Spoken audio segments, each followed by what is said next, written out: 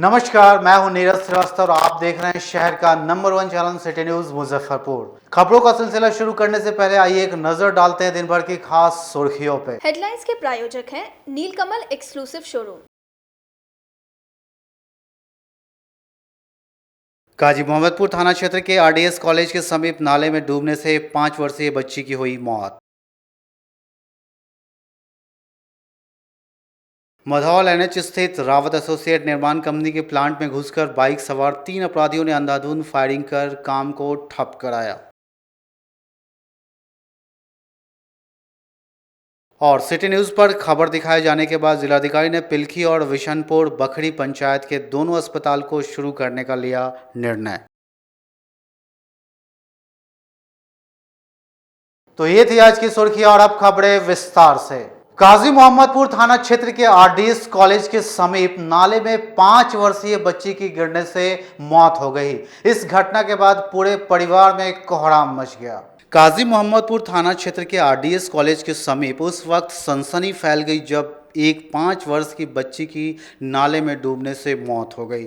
मृत बच्ची की पहचान स्थानीय मोहल्ले के किशन पासवान के 5 वर्षीय पुत्री दीपा कुमारी के रूप में हुई है। मौत के बाद परिजनों में चीख पुकार मच गई। जानकारी के अनुसार बुधवार की सुबह खेलते खेलते बच्ची घर के बाहर नाले में गिर गई, जिससे उसकी मौत हो गई। घटना तब सामने आया जब बच्ची की मां ढूंढते ढूंढते नाले के पास पहुंची। जहां देखते ही वे चिल्लाने लगी, जिसके बाद स्थानीय लोगों ने बच्ची को नाले से बाहर निकाला। खुला नाला होने के कारण मौत के बाद स्थानीय लोगों में काफ़ी आक्रोश देखने को मिला। सूचना के बाद मौके पर पहुंची काजी मोहम्मदपुर थाना की पुलिस जांच में जुट गई। हालांकि पुलिस के काफ़ी प्रयास के बाद भी परिजनों ने पोस्टमार्टम कराने से इनकार कर दिया। घटना के संबंध में मृत बच्ची की मां ने बताया कि आज सुबह वह खाना बना रही थी, तभी खेलने के लिए बच्ची बाहर निकली थी। कुछ ही घंटों के बाद जब ढूंढने के लिए बाहर निकली तो नाले में पड़ी हुई देखी और जब बाहर निकाला गया तो मौत हो चुकी थी। खाना बना रहे थे, हम देख खोजे चल गया, बच्चा रो रहे हो अंगना में। टीवी देखे तो मम्मी बोलेगी से टीवी देखे जाएगी मम्मी, तब कहली ठीक है जो तो वो तनके चोटे गया है। चोटे उतने देर में हम निकल के उन्हें खोजे, सब तर खोजे तो नहीं मिले है। तो एगो आदमी देखे तो कहे कि नाला में गिरल है।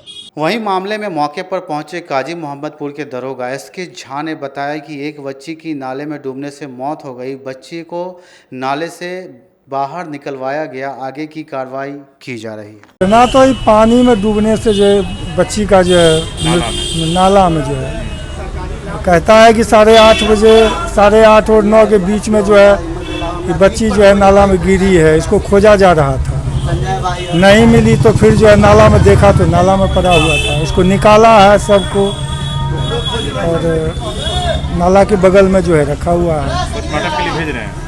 अब पोस्टमार्टम के लिए भेजबे नहीं करेंगे, आगे कार्रवाई आगे का कार्रवाई जो पुलिस कार्रवाई उचित होगा करेंगे।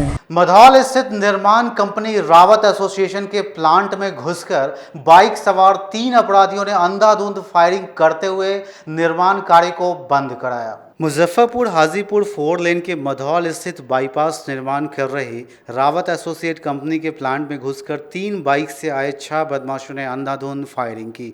1 दर्जन से अधिक फायरिंग कर काम को ठप कराया। इसके बाद मधौल गांव की ओर सभी भाग निकले। इसकी सूचना पर एएसपी अभियान, एएसपी वेस्ट व तुर्की ओपी की पुलिस पहुंची, मामले की छानबीन की, साथ ही मौके से आधा दर्जन खोखा भी बरामद किया। फिलहाल मामले की छानबीन में पुलिस जुटी है। कंस्ट्रक्शन कंपनी के प्रशासनिक अधिकारी धानी सिंह ने बताया कि सुबह 10:30 बजे बाइक से 6 अपराधी पहुंचे थे।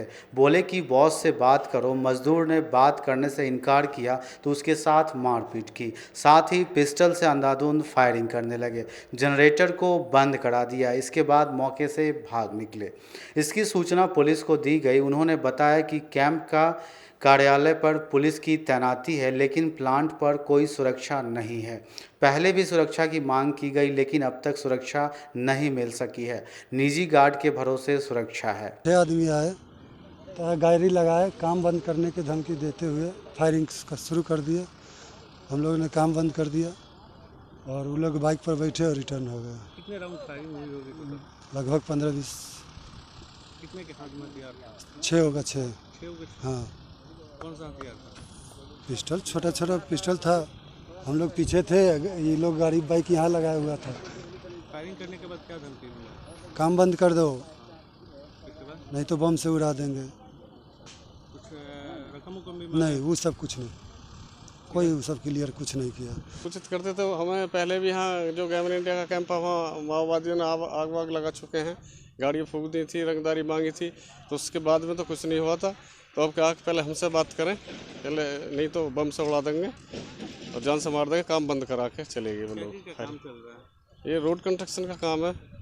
फायरिंग के बाद वो लोग कोई आप लोगों को कुछ बोले भी हैं? ये कही पहले हमसे बात करो, हमसे बिना बात करे काम शुरू नहीं करना। तो फिर आपने क्या किया आगे? तो फिर फायरिंग करके चले गए, फिर पुलिस को सूचना करो। आप लोग किए हैं? हाँ, मैंने फ़ोन किया था। क्या नाम हुआ आपका? मेरा धानी सिंह नाम है, क्या तो हुआ यहाँ पे? मैं एडमिन हेड हूँ यहाँ। आगे क्या चाहते हैं आप? मैं ये पुलिस प्रोटेक्शन मिला है और काम भी तेज़ी से चले। यहाँ पुलिस की सुरक्षा में काम हो सकता है, वैसे तो नहीं हो सकता है। कितने बाइक से आए थे वो लोग? 3 बाइक थे, छः बंदे थे। किधर से आए थे? इधर से आए थे, 6 लोग थे। अब फिर उधर कहीं हो गया? उधर ही बैक उधर ही हो गए वापस। और बाइकों की नंबर की प्लेट हमारा गार्ड बता रहा है, बाइक की नंबर की प्लेट मोड़ रखी थी ताकि कोई नंबर नहीं देख पाए। जान से भी मारने की धमकी? हाँ, जान से मारने की धमकी थे। फायर करा 10 राउंड और 7-8 खो के बरामद करके पुलिस है को वो प्रॉपर बोला क्या है? ये बोले हैं पहले हमसे बात करिए तब काम करिए। एसपी अभियान विजय शंकर ने बताया कि रंगदारी को लेकर आपराधिक तत्व ने फायरिंग की है। अपराधियों को चिन्हित कर आगे की कार्रवाई की जा रही है। में कंस्ट्रक्शन चल रही है, जो एनएच का कंस्ट्रक्शन है उस साइट पे आपराधिक तत्व के द्वारा मोटरसाइकिल से आकर के फायरिंग की सूचना मिली थी, उसकी छानबीन की जा रही है। यहाँ जो कंस्ट्रक्शन किया जा रहा है वहाँ उनके मैनेजर और उनके इंजीनियर साइट पे मौजूद हैं, उन सभी को सुरक्षा का आश्वासन दिया गया है तथा काम को सुचारू रूप से चलाया गया है। दोबारा कोई काम बंद करने का कोई ऐसा प्रयास करेगा या कोई चीज़ करेगा तो पुलिस और प्रशासन उनके साथ है। कोई इस तरह की आपराधिक गतिविधियाँ को होने में बढ़ावा नहीं दिया जाएगा। इन सभी को आश्वस्त करके दोबारा काम को चला दिया गया है और इसकी गहन जांच की जा रही है कि क्या मामला था, क्या कौन थे और किस प्रकार से ये घटना घटी। टोटल कितने राउंड फायरिंग के बाद आई है सामने? अभी विवेचना हो रही है, उसमें जो खोखे हैं उसकी हमें 5 खोखे हमें मिले हैं, उसके हिसाब से आगे विवेचना हो जाएगी। पूर्व में भी ये कैंप पे रंगदारी मांगने की बात आई थी, इन लोगों ने आवेदन दिया था, उस पर कोई कार्रवाई अब तक नहीं हुई है, जैसा इन लोगों का कहना है। नहीं, ऐसा कोई कहना जो इनका है वो गलत कहना है। कोई भी चीज़ को कहा जाता है तो उसको तथ्यों के आधार पर किया जाता है। अगर उनके पास तथ्य है और आप उनके प्रतिनिधि होकर के उनसे बात कर रहे हैं तो आप उनसे तथ्य के रूप में मांग कर सकते हैं कि क्या उनको कोई ऐसा पर्चा, कोई ऐसा मोबाइल नंबर, कोई ऐसा कोई चीज़ दिया गया था तो आप उनको बात कर सकते हैं। नहीं, जनरल वे में आवेदन जो दिया जाता है वो प्रशासन को दिया जाता है कि हम यहाँ पर काम कर रहे हैं, हमें सुरक्षा की आवश्यकता है। अपराधियों का हौसला बुलंद है, दिन दहाड़े गोलीबारी। बिल्कुल बिल्कुल, पुलिस की जो ट्रेनिंग है वो ट्रेनिंग के हिसाब से हमें एसओपी बनाई गई है। उसमें हमारा नियम ही है, अगर कोई आपराधिक तत्व जिसको कि हथियार रखने की अनुमति नहीं है वो किसी आग्नेयास्त्र से फायर करता है, उसका प्रतिरोध करना, उसको रोकना और एसओपी गाइडलाइंस के अनुसार उसका निपटारा करना, ये हमारी ट्रेनिंग का पार्ट है और हम लोग उसको करने में सक्षम हैं। कोरोना वायरस ने एक तरफ लाखों लोगों की जिंदगी छीन ली, वहीं दूसरी तरफ एक युवक को इस वायरस ने जिंदगी देते हुए उसके पूरे परिवार से मिला डाला। देखिए रिपोर्ट। वैश्विक महामारी कोरोना वायरस ने पूरी दुनिया में तबाही मचाई। इस वायरस ने न जाने कितने घरों को सूना कर दिया, लेकिन इस वायरस ने एक इंसान की जिंदगी ही बदल दी और 14 साल अपने परिवार से बिछड़ने के बाद फिर से इस युवक को मिला दिया। दरअसल बिहार के कटिहार जिले के हल्दिया निवासी युवक मोहम्मद मुदस्सिर उर्फ राजू के साथ में कुछ ऐसा ही हुआ, वह भी कोरोना वायरस की वजह से। सुनने में आपको हैरानी हो रही होगी, लेकिन बात बिल्कुल सच है। दरअसल आज का युवा मोहम्मद मुदस्सिर लगभग 14 साल पहले गांव के कुछ लोगों के साथ चुपके से भाग गया। राजू तब 13 साल का था। अपने गांव हल्दिया से भागकर वह हरियाणा के करनाल पहुंच गया और वहां एक किसान के घर में काम करने लगा। तब से राजू अपने घर नहीं लौटा। उसे ना अपने गांव का पता था ना माँ बाप का, लेकिन कोरोना की वजह से राजू की किस्मत पलट गई। लॉकडाउन लग गया, काम खत्म हो गया और अपने गांव लौटना राजू की मजबूरी हो गई। लेकिन राजू किसके साथ आया और कहां जाए, यह बड़ी समस्या थी। 4 महीने पहले मुजफ्फरपुर के औराई प्रखंड के भालुड़ा गांव निवासी सहदेव सहनी तेलंगाना से लौटकर लेकर उसी मालिक के यहाँ काम पर लग गए जहाँ राजू काम करता था। लॉकडाउन में सहदेव सैनी जब अपने गांव औराई लौटने को तैयार हुए तो राजू भी लौटने को तैयार हो गया। हरियाणा के अपने मालिक से इजाज़त लेकर सहदेव राजू को लेकर मुजफ्फरपुर आ गया और जहां से राजू के परिजनों की तलाश शुरू हुई। सोशल मीडिया पर काफ़ी खोजबीन और मेहनत करने के बाद राजू की मां और उसके भाई से फ़ोन पर बात हो सकी। राजू की मां मदीना खातून कटिहार से मुजफ्फरपुर पहुंच गई। मां को देखते ही राजू उसके गले से लिपट गया और 14 साल बाद मां बेटे का मिलन हो गया। राजू को हरियाणा से बिहार लाने वाले सहदेव सैनी कहते हैं कि आधार कार्ड और राशन कार्ड से पहचान कराने के बाद ही उन्होंने राजू को परिवार वालों को सौंपा है। वहीं राजू के मां बेटे से मिलाने के लिए सहदेव सैनी को दिल खोलकर आशीर्वाद दे रही है। राजू भी कहता है कि सहदेव सैनी की वजह से ही वह अपनी मां से मिल सके। मुझे कोई मालूम नहीं था घर का, हम कोई ने बताए थे। यो था मेरा चाचा था सहदेव, उन्होंने कहा मैं घर का पता लगाऊंगा, तुझे घर ले जाऊँ छोड़ के आऊँगा, और तेरे मम्मी पापा को पता लगा तो मैं बुला लूँगा यहीं पे, तुझे लेते जाएगा। और मेरा भाई को पता लगा, और भाई यहाँ पे ले गए, भाई लेने आया मुझको। कितना साल के बाद मम्मी पापा से मुलाकात हो रही है आपकी? मुझे छोटा सा था, मुझे नहीं पता था घर से बहुत दिन हो गए निकले हुए, 5-6 साल इक्कर निकले हुए, घर से निकले हुए थे। कहाँ रहते थे आप? और हरियाणा में रहता। राजू को हरियाणा से बिहार लाने वाले सहदेव सैनी कहते हैं कि आधार कार्ड और राशन कार्ड से पहचान कराने के बाद ही उन्होंने राजू को परिवार वालों को सौंपा है। सहयोग करिए हमारे साथ, तो वो 4 महीना था, वो अपना काम करता था, नौकरी करता था, अपना खेती गृहस्थी का काम करते थे मालिक के पास, तो उसको लेकर आए। तो अभी जो आया है कहने का मतलब, तो हमने कहा इसे नहीं जाने देंगे जब तक उसके माँ बाप को आधार नहीं मिलेगा, राशन कार्ड में नाम नहीं मिलेगा, जब तक उसको पहचान नहीं होगा जब तक मैं जाने नहीं दूंगा। फिर चूँकि मैंने फिर हरियाणा मुझे ले जाना पड़ेगा, कोई दिक्कत नहीं है, मैं खिला रहा हूँ, खिलाऊँगा, और मैं नहीं मिलने के बाद मैं हरियाणा लेकर जाऊँगा। तो उसका राशन का आपके साथ? मेरे साथ यहाँ मेरे साथ 12 दिन हुआ है। आज 3, 4, 5 तारीख को पहुँचे हैं, आज 16 तारीख है, हैं 5 तारीख को हम लोग ट्रेन से उतरे हैं, आज 16 तारीख है। अच्छा, वहाँ राजू बन के रह रहा था? वहाँ राजू बन के रह रहा था। इसका नाम मुसलमान को पता नहीं लगता, वहाँ राजू नेपाली को बहादुर कहता है, वहाँ के लोग बच्चा सबको राजू कहता है, राजू कहता है। तो अखनी यहाँ आने के बाद उसका आधार कार्ड मिल गया, उसके मम्मी पापा के राशन कार्ड में उसका नाम है, उसका बहन का नाम अरबीना बोला है, अरबीना खातून है वो भी है, भाई का नाम सही है, मतारी का नाम भी सही है। उसको मतारी के देखते हुए करने लगा है, हम लोग का सब कुछ जच गया है, आधार कार्ड मिला है, राशन कार्ड मिला है, सारा कुछ मिल गया। उसके बाद हम लोग जैसे उसको पैसा जो लाया था मैंने दे दिया है, और उसको कहने का मतलब उस बेचारे को अपना जाने दिया है मैंने नंबर। वहीं राजू के मां बेटे से मिलाने के लिए सहदेव सैनी को दिल खोलकर आशीर्वाद दे रही है। हमरा नहीं चलो बेटा अनला कि चले हमें अपन इलाज करे छिए वह अनला बना हमरा नहीं कोई कहता। अब 4-5 दिन पहले से किरण पता लग हम रुए करने हमरा नहीं जाने के। अच्छा, कब गायब हो गया था आपका लड़का? कितना बरस का था जब यह गायब हो गया था? 15 साल हमरा ई छै कि 15 साल पहले। 15 साल से गायब था? हाँ।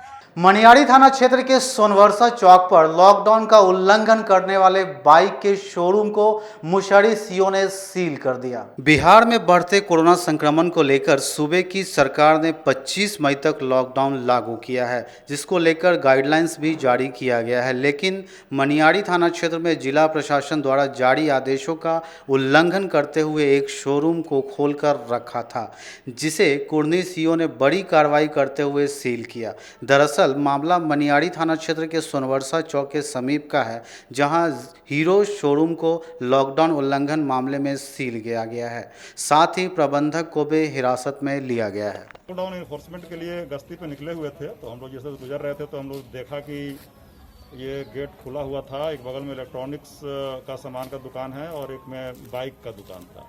तो हम लोग अंदर आए तो देखे कि उसमें बहुत सारे कस्टमर भी थे और इनके स्टाफ भी थे। और ये मालिक का जो नाम है ये शेखर पांडे हैं, जो हीरो एजेंसी के हैं, और इन्हीं की ये भी दुकान है जो श्री इलेक्ट्रॉनिक्स लिखा हुआ है। तो यहाँ पर सीओ साहब, इंस्पेक्टर साहब और जो थानाध्यक्ष हैं मनियारी थाना के, सब लोग आए हैं और सबके मौजूदगी में इसको सील किया गया है। समाहरणालय सभागार में जिलाधिकारी ने बढ़ते कोरोना संक्रमण को लेकर स्वास्थ्य विभाग के पदाधिकारियों के साथ बैठक कर कोरोना कवच ऐप को लॉन्च किया। जिले में कोरोना संक्रमण के नियंत्रण और रोकथाम के लिए बुधवार को समाहरणालय स्थित सभागार में जिलाधिकारी प्रणव कुमार की अध्यक्षता में स्वास्थ्य विभाग के अधिकारियों के साथ बैठक आयोजित की गई। बैठक के दौरान जिलाधिकारी ने कोरोना कवच ऐप को लॉन्च किया है। यह कोरोना संक्रमण के रिस्क को ट्रैक करता है। इसे केंद्रीय इलेक्ट्रॉनिक्स और सूचना प्रौद्योगिकी मंत्रालय और केंद्रीय स्वास्थ्य और परिवार कल्याण मंत्रालय ने मिलकर इस ऐप को विकसित किया है। इस ऐप में व्यक्ति की लोकेशन को इस बात का मूल्यांकन करने के लिए इस्तेमाल किया जाता है कि वह ज़्यादा रिस्क वाले भौगोलिक जोन में है या नहीं। यह ऐप वर्तमान में बीटा वर्जन में डाउनलोड करने के लिए उपलब्ध है। इसे एंड्रॉयड पर गूगल प्ले स्टोर से डाउनलोड किया जा सकता है। हम लोगों ने एक अभी बैठक की जिसमें विशेष रूप से टीकाकरण पर विचार विमर्श किया गया। इसके अतिरिक्त ज़्यादा से ज़्यादा संख्या में सैंपलिंग कराने के लिए किया गया।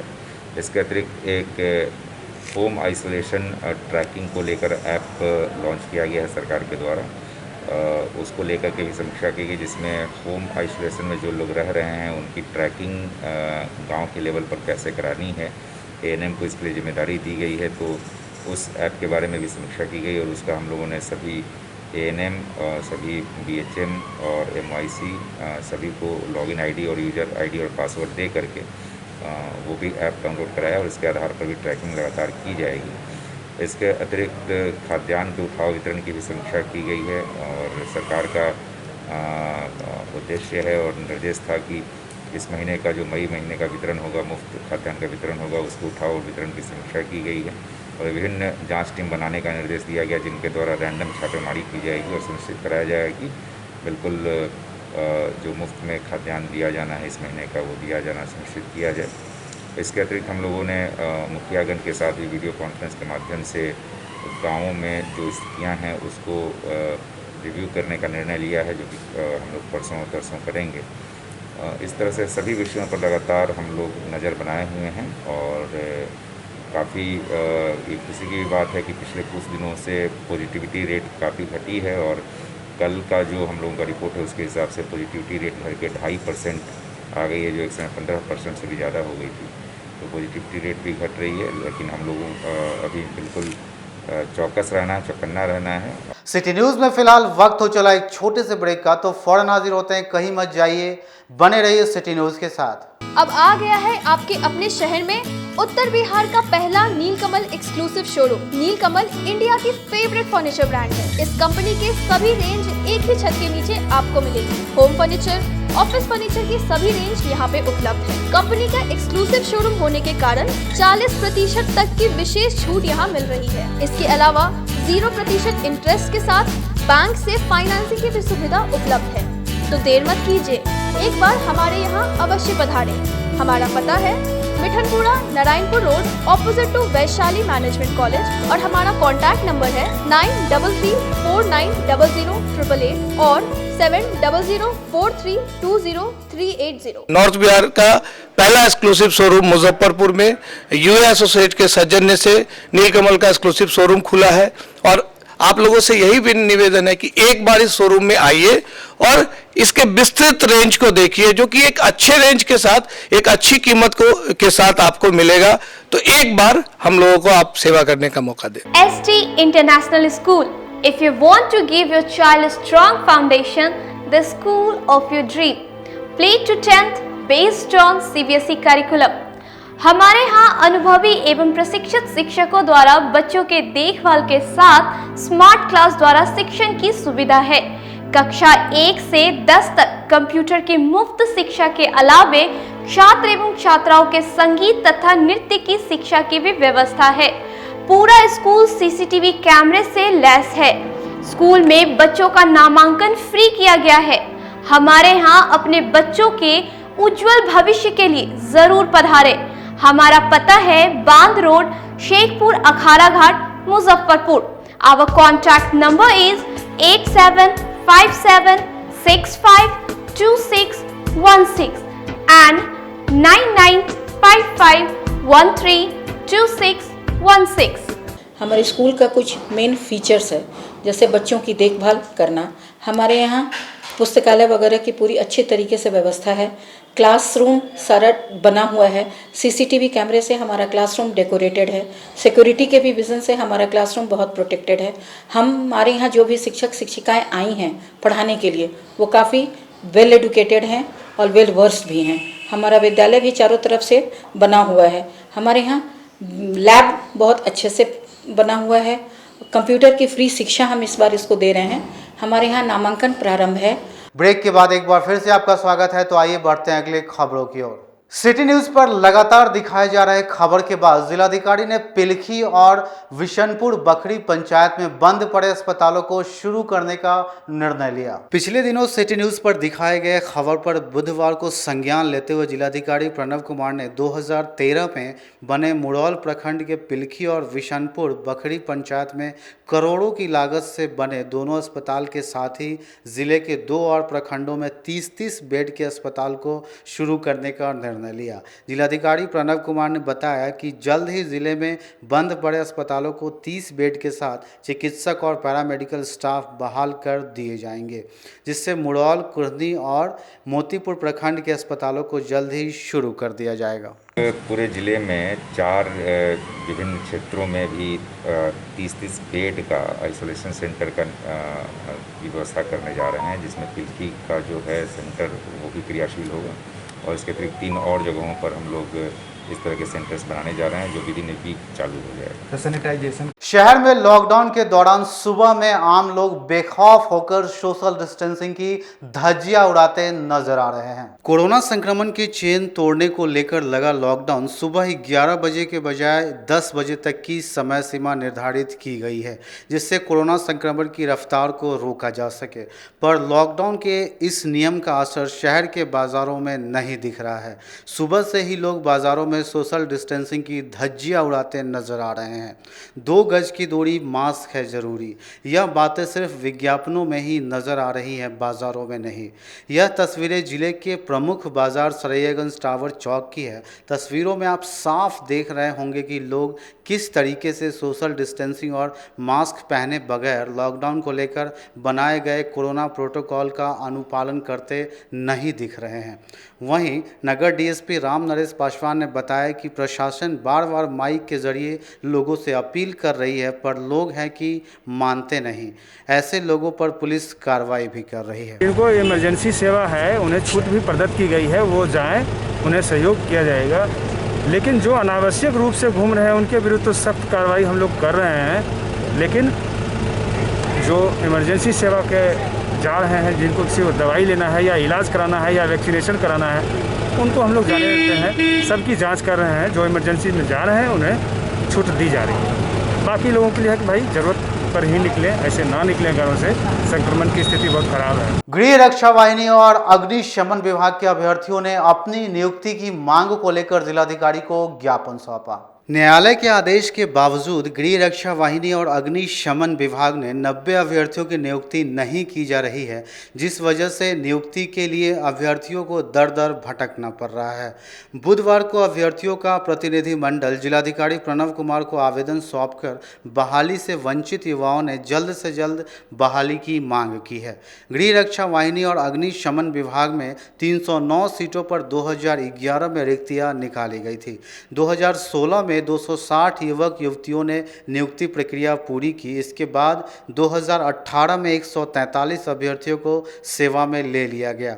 वहीं 90 अभ्यर्थियों को अभी तक ज्वाइनिंग लेटर प्राप्त नहीं हुआ है, जिसे लेकर जिलाधिकारी को ज्ञापन सौंप जल्द से जल्द नियुक्ति प्रक्रिया शुरू करने की मांग अभ्यर्थियों ने की है। ये जब हम लोग केस ये उनका केस लड़ रहे थे तो डीएम साहब बोले जब केस का आदेश लेकर के आइए तो आप लोग का डिग्री होगा, जॉब हो जाएगा। मगर आदेश आने के बाद भी कोई पहले आए थे आदेश 3 महीना पहले आया है। 3 महीने के बाद अभी तक नहीं, अभी तक कुछ भी नहीं है। कोई आश्वासन मिल रहा है अधिकारी? नहीं, वो बोले जब डिग्री आप लोग का हाथ में है तो आप लोग का जॉब होगा। जब डिग्री आ गया, हम लोग यहाँ जमा भी कर चुके हैं, वहाँ भी आ चुका है, उसके बाद भी कोई सुनवाई नहीं है। वहाँ से 3 महीना का समय मिला, जो 3 महीना के अंदर ये लोग को करना है। 3 महीना से ज़्यादा हो चुका, मगर अभी तक हम लोग का कुछ भी नहीं हो रहा है। ज्ञापन आया था, हम लोग बहाली के लिए अटेंड भी किए थे, सब कुछ में पास भी हैं। उसके बाद कुछ लोगों का बहाली हुआ, कुछ लोग रुक गए हैं। तो उसके बाद हम लोग धरना पे बैठे तो डीएम साहब आदेश दिए कि आप लोग कोर्ट में केस किए हुए हैं, वहाँ से डिग्री लेके आइए, उसके बाद कुछ सुनवाई होगी। हम लोग ने हाई कोर्ट में केस किया, डिग्री भी हो गया। डिग्री होने के बाद ये मुख्यालय, पटना मुख्यालय से लेटर आया है डीएम साहब के बाद कि जो भी मामला है उसको जल्द से जल्द निपटारा किया जाए, लेकिन डीएम साहब अभी इस पर कोई भी सुनवाई नहीं कर रहे हैं। कितने लोगों की बहाली हुई थी, कितने लोग वंचित रह गए? 309 सीट था, जिसमें से 262 लोग पास किए थे, जिसमें से 193 लोग को प्रशिक्षण के लिए भेज दिया गया है। बाद बाकी जो हम लोग बचे हैं 93 लोग, उनका भी मेरिट बन चुका था, लेकिन कारण क्या था वो विभाग जाने, लेकिन हम लोग को प्रशिक्षण के लिए अभी तक भेजा नहीं गया। यहाँ से क्या आश्वासन मिला है? यहाँ से आश्वासन मिला है, कुछ दिन पहले, 1 महीने पहले डीएम साहब के मिले थे हम लोग डिग्री लेके, तो उन्होंने कहा था कि डिग्री लेके आए हो तो जॉब तो होगा ही, लेकिन उसके बाद अभी तक कोई सुनवाई नहीं। आज की खबरों में फिलहाल इतना ही, तो कल फिर मिलेंगे कुछ नई खबरों के साथ। तब तक के लिए इजाजत दीजिए हमारी न्यूज़ टीम को। नमस्कार।